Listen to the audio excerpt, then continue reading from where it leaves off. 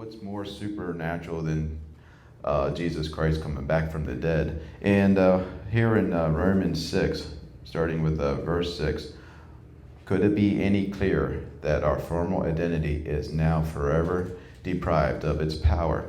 We were co-crucified with him to dismantle the strongholds of sin within us, so that we could not continue to live one more moment longer submitted to sin's power.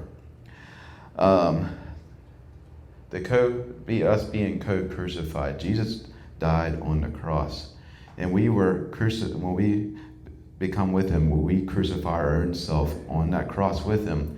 As he laid his hand down, our hand down went on top of him, and the nail pierced both our hands, our flesh, into his flesh, and we were grafted into him at that moment. We were co-crucified. We were what was the second one?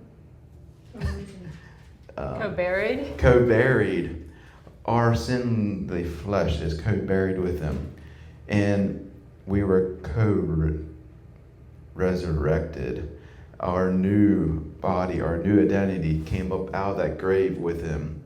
And it's just, like for me, when I sold my business, as I was in my business, my identity at that time was business owner.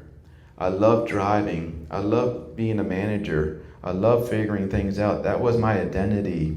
And when I sold that business, I laid that down, and I became a new identity of him, that he is in me now, following him, what he has for me. So I was co-risen with him at that moment when I laid that business down, and opportunities are just coming to serve him further and further into it.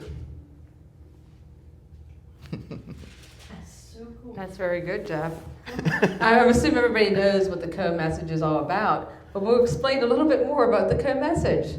Co just means, it says that wee little word right in front of the crucified or risen or buried. That little co just means the closest possible union. So when we're co-crucified, we are one with Christ. We can't get any much closer to Christ than we did at that moment.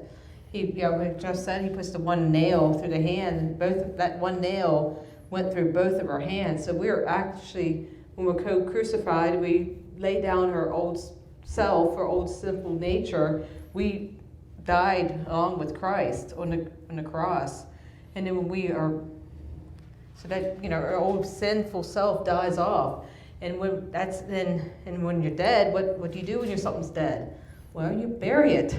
So you put it in the ground or put it in a tomb, not to bring it back out again. So when we come back out of that tomb, we have become a new person. We're a new creation in him.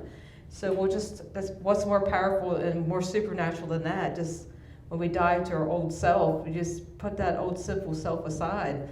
Every once in a while, we may try to creep up again, but no, we can't let it come back, because that's the enemy just coming in there, just trying to tell us that's who we are. We're like, no, we are not that old person again. That old Tina is no longer, she's gone, she's dead, she can't exist anymore. We are new in him. So, yeah, I'm just trying to figure out where to. And also with that, as we're talking about heiring with him on the throne, we're co-heiring with him.